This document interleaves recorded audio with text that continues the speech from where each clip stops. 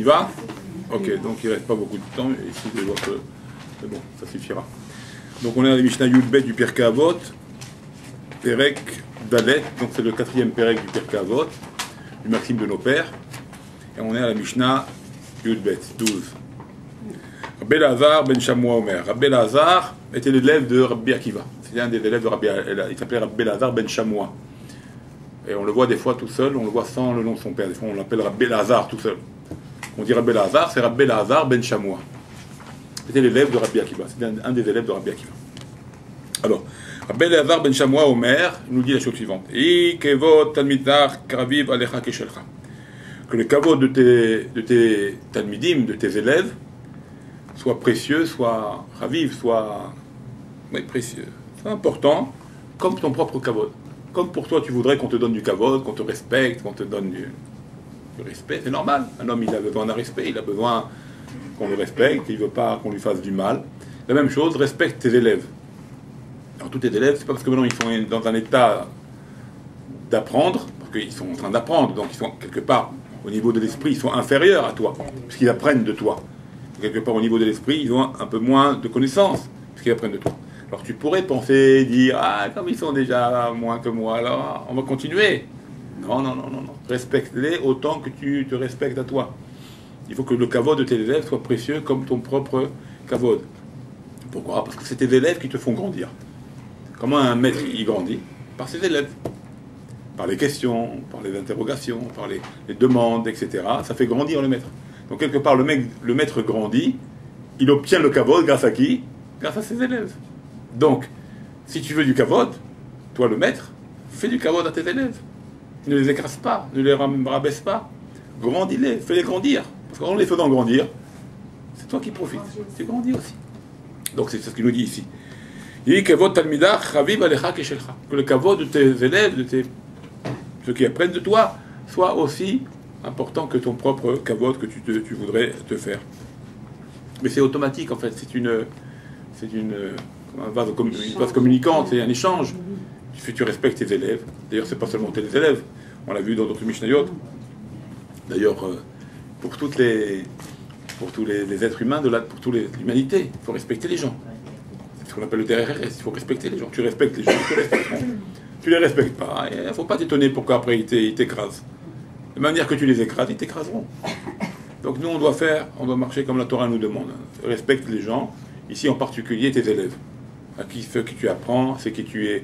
Quand ça peut être tes élèves, ça peut être tes enfants également. Il faut savoir les respecter. Ils ont leur domaine, ils ont leur cadre de vie. Indépendamment des parents, ils ont leur système de vie, ils ont leur système de jeu. Il faut les respecter.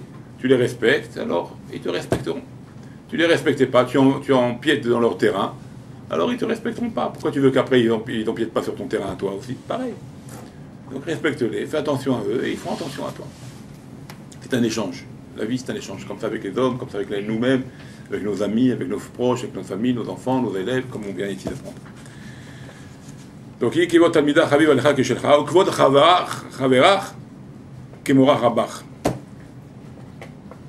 le kavod de ton travers, le travers, c'est plus un élève.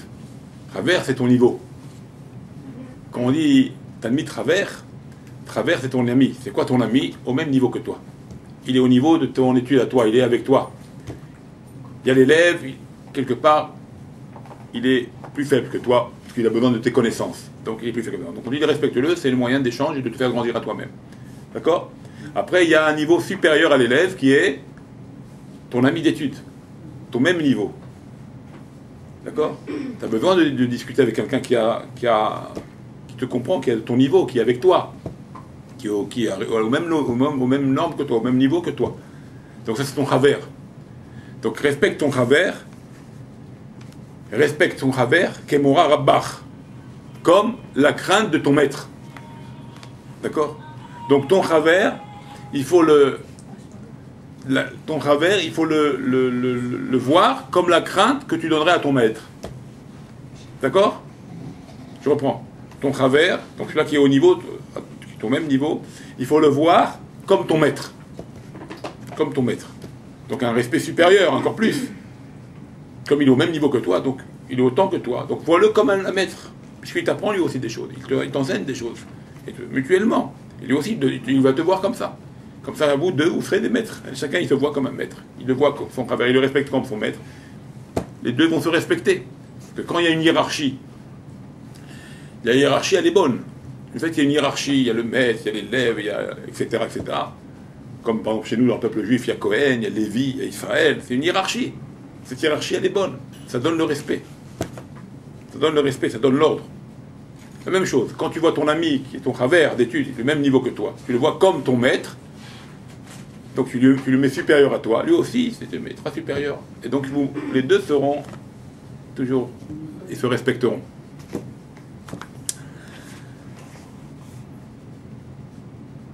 Alors maintenant, on continue de niveau, on monte de niveau. Au Morar à Bach, dans la crainte de ton maître, quand tu es assis devant ton maître, d'accord, Kemora Shamaim, considère-la comme Dieu devant toi. C'est ça la hiérarchie. Et là, il y a le respect. Donc je reprends. Respecte tes élèves comme tu veux qu'on te respecte. D'accord? Comme ça, ils te respecteront. Et respecte ton ami d'études comme ton maître. Et respecte ton maître comme Akadosh Baruch Hu, comme Hachem. Et là, les choses sont dans des normes. Là, tout est dans des normes. Parce que quand on garde la place de maître, c'est le maître. Après, l'élève, c'est l'élève, etc., etc. Alors, tout est dans des... Et là, on n'empiète pas dans le terrain de l'autre. C'est ce qui s'est passé avec Korah. Il a voulu prendre la place de Cohen. Il a voulu empiéter dans le choix de Dieu. Et ça a été sa perte. Ça a été sa perte. Il a voulu remplacer Cohen. Moshe lui a dit, il y a un seul Cohen. Tu veux, toi, maintenant, et les 250 personnes que tu as emmenées être des Kohen Gdolim, des grands Kohanim, on n'a pas 250 Kohanim, nous. Il y a un Kohen Gadol, il y a un seul temple, il y a un seul prêtre, il y a un seul Mizbeach, il y a un seul Dieu. Maintenant, tu veux 250 Kohen, ça veut dire quoi? 250 fonctions, 250 dieux, qu'est-ce que tu veux? Tu veux tout mélanger? Tu te trompes. Bah, sauf, la finalité de tout ça, la perte de tout ça, c'est que les 250 ont été morts, Korah et toute sa famille ont été avalés dans la terre. D'accord? Non, mais c'est même à notre niveau à nous. Il faut savoir, il faut respecter l'échelle, le niveau de chacun. Il est élève, tu le respectes comme un élève. Il est un maître, tu le respectes comme un maître. C'est un grand maître, comme Dieu qui est devant toi. C'est ça le kavod. Et là, tu as un respect de chaque chose. L'élève peut dépasser le maître. Parce que le maître, il apprend, l'élève, il apprend. Des fois, il arrive à dépasser son maître. Mais même quand on dit il dépasse son maître, il ne dépasse pas son maître. Parce que la Gemara, elle dit qu'un maître, on pourra le comprendre même, on ne pourra pas le comprendre même après 40 ans qu'il soit parti. Tout ce qu'il n'a pas dévoilé encore, c'est le côté qui dévoile, c'est le côté qui dévoile. C'est un côté qui dévoile, c'est le côté qui veut bien dévoiler. Mais tout le côté qu'il n'a pas dévoilé, on en a pour 40 ans pour voir le côté qu'il n'a pas encore dévoilé. Donc quand on dit on dépasse un maître, ça prend du temps.